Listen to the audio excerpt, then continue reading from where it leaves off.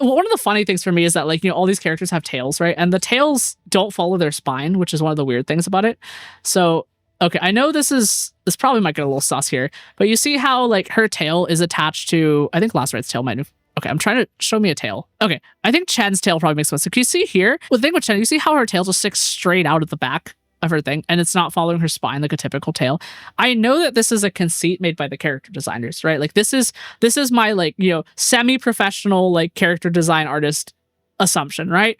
They did this because of animation purposes, and also because of character design. Because if the tail actually came out of her spine, it would probably come out under the dress, right? And, like, that's a thing that shows up in, like, shows like Dragon Maid, right? Like, those characters have tails that end up like properly leaving where their spine is.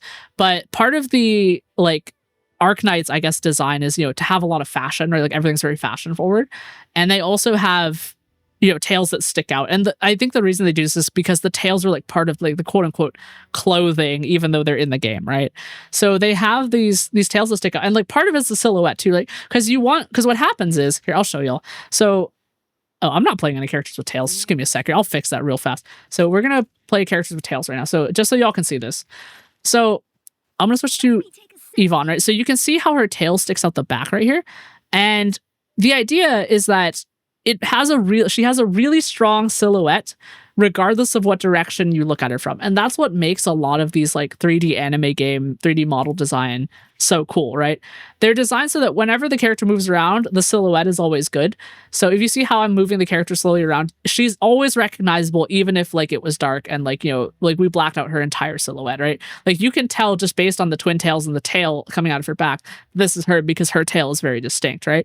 And you come from the front, right? You can see the arm pieces. You can see that silhouette as well, and, like, the way that her clothes kind of, like, fit on her body, and the horns as well, right? And you can see that the way the tails are designed are just for that. And even Fluorite as well, right? So you see Fluorite's tail sticks out the back, and that helps a lot with the design. And the other part, right? So animation clipping is the other one. I think that's the other big conceit that they've made, right?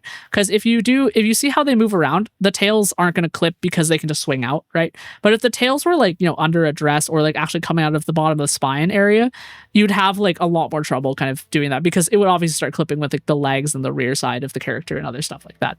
So it makes more sense that it's kind of a fashion piece, if that makes sense. But it is weird. Anatomically, very strange. Character design makes sense, if that makes sense. Thank you for coming to my TED Talk. I love character design. Character design is so cool.